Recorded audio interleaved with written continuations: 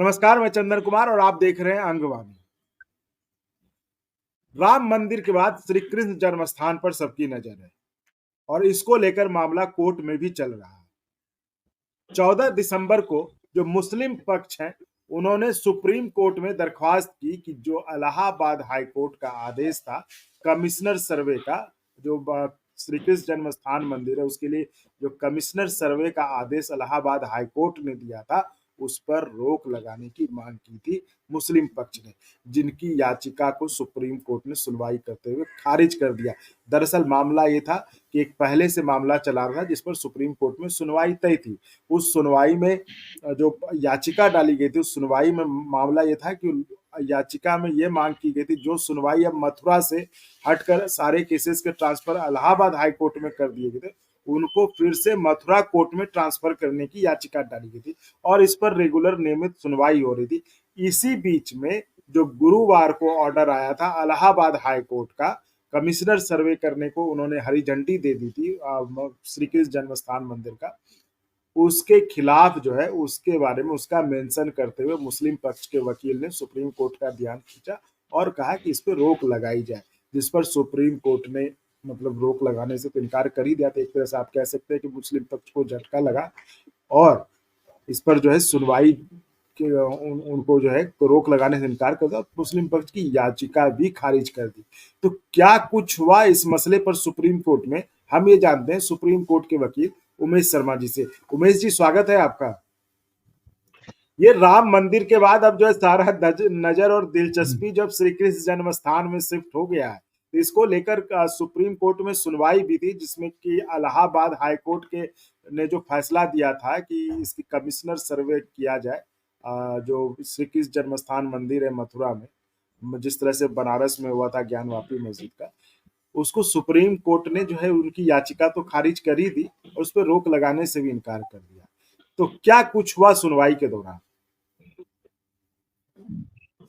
देखिए ये पहले से पिटीशन पेंडिंग थी। इसमें एप्लीकेशन मुस्लिम पक्ष ने लगाई थी कि ये जो कमीशन अपॉइंट हुआ है ये गलत हुआ है और इसकी वजह से ये गलती होगी, ऐसी होगी। तो सुप्रीम कोर्ट ने ये बोला कि पहली बात तो आपने गलत तरीके से अप्रोच नहीं किया कोर्ट को। जो पिटीशन आप उसके खिलाफ आप अपील लगा सकते हैं, जो भी चाहे करें, लेकिन ये तरीका नहीं है कि इस केस में इसके बीच में आप केस किसी और चीज के लिए उसके बीच में आप कोई और प्रेयर माने। ऐसा कोर्ट का ऐसा एटीट्यूड था, ऐसा कोर्ट ने बोला कि इसमें हम सुनवाई नहीं करेंगे, कोई रिलीफ नहीं देंगे। अगर आपको काफ़ी अगर कोई तकलीफ होती है, कुछ भी होती है तो अपील अपील लगाइए। तो मुस्लिम पक्षकारों का कहना ये था कि चूँकि कोर्ट अब बंद हो रही है और 2 तारीख को खुलेगी तो इस बीच में सर्वे होगा, ये होगा, हम नहीं चाहते हैं कि सर्वे हो। तो उसकी दलीलें हुई लेकिन कोर्ट ने उसको माना नहीं और बैकग्राउंड में आप जाएँगे तो ये पाएँगे कि 13 एकड़ का ये झगड़ा है, 13.6 कुछ एकड़ का झगड़ा है, जिसमें से 12 एकड़ पर कृष्ण मंदिर बना हुआ है, बाकी में मस्जिद बनी हुई है। तो लैंड रेवेन्यू के जो रिकॉर्ड हैं, जो नगर निगम के जो रिकॉर्ड हैं, बाद में जो शहर क्षेत्र में जब आ गया, तो कहना ये है कि पूरा रकबा जो है, पूरा एरिया ये कृष्ण जन्मभूमि के नाम से है, तो इसको जो मस्जिद बनी हुई है, इसको हटना चाहिए। ये बनारस के बाद ये मथुरा में दूसरा एक एक ये इश्यू उठा है और इसको लेके काफ़ी पहले से विवाद रहा है, बहुत सारे मुकदमे डाले गए हैं, बहुत सारे केसेस डाले जाते रहे हैं। लेकिन चूँकि इस विवाद में हाई कोर्ट ने कमीशन सर्वे का अपॉइंटमेंट कर दिया कि सर्वे करेगी, देखेगी, बताएगी। ऐसी ऐसी कोर्ट्स को पावर होती है, सिविल कोर्ट को ऑर्डर 22 रूल 9 में पावर है, लोकल कमिश्नर अपॉइंट करने की। तो वो कमीशन अपॉइंट कर दिया कोर्ट ने। अब एक पक्ष को लगता होगा कि ये ठीक नहीं है, जस्टिफाइड नहीं है। बहुत सारी बातें हैं क्योंकि कागज़ पे सारी चीज़ें कोर्ट के सामने आ नहीं पाती है, तो कोर्ट की मजबूरी है कि वो कमीशन अपॉइंट करती है। और कमीशन में अब तो वीडियोग्राफी और सारी चीज़ें, सारा सर्वे, सर्वे की रिपोर्ट, एक्चुअल मेज़रमेंट फील्ड पे क्या एग्ज़िस्ट करता है, वो सब मँगाया जाता है। तो उसी से मुस्लिम पक्षकार मुझे लगता है कि उससे कहीं न कहीं एग्रीव्ड हैं, खफ़ा हैं या कुछ चाह रहे हैं कि ऐसा ना हो। अब वो क्या है, किसकी तो जो इसको ये कानूनी कह दाँव-पेच सकते है। हैं, तो उमेश जी इसको ये कह सकते हैं कि जो प्रोसीजरल जो था उस आधार पे जो है सुप्रीम कोर्ट ने उनकी याचिका खारिज की है। और रोक लगाने की इनकार की।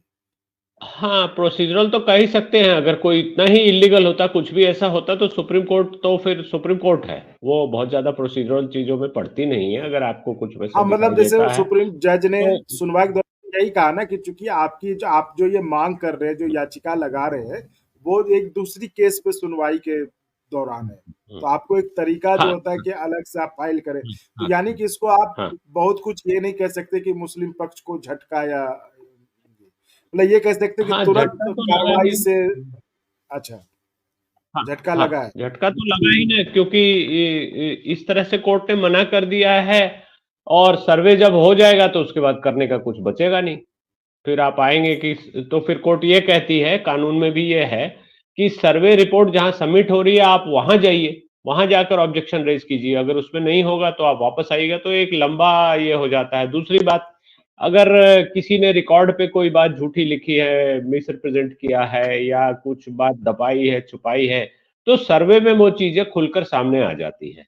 तो उस पक्ष के का जो डर है, वो ये कोशिश जो है कि सर्वे ना हो, वो फिर फेल हो गया तो आपका तो सारी चीजें सामने आ जाती हैं। इसलिए भी डर है। इसके फैक्ट्स क्या है, क्योंकि केस अभी शुरू हुआ है, चल रहा है, तो उसके बीच में ऐसा कुछ नहीं बोला जा सकता कि क्या है, क्या नहीं है, कौन सही है, कौन गलत है, किसका मांग जायज है, जस्टिफाइड है।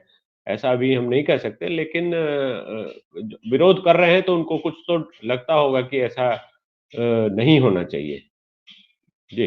जी ने बताया कि सुप्रीम कोर्ट में मुस्लिम पक्ष ने मांग की थी कि जो हाई कोर्ट के द्वारा आदेश दिया गया है कमिश्नर सर्वे को लेकर, उस पर जो है रोक लगा दी जाए। तो जैसा बताया कि जो एक प्रोसीजरल लैप्स था, जिसके आधार पर जो सुप्रीम कोर्ट ने उस याचिका को खारिज करने के साथ साथ कमिश्नर सर्वे पर भी रोक लगाने से इनकार कर दिया। तो अब अगली सुनवाई या जिस तरह से आगे मामला बढ़ता है, उस पर हम आपको फिर से अपडेट करेंगे। फिलहाल इतना ही, धन्यवाद। और अगर आपको अच्छा लगा तो एक बार और आपको मैं कहना चाहूँगा कि आप इसको प्लीज़ सब्सक्राइब और शेयर करते रहें, ताकि हमारा भी मनोबल और सपोर्ट बना रहे।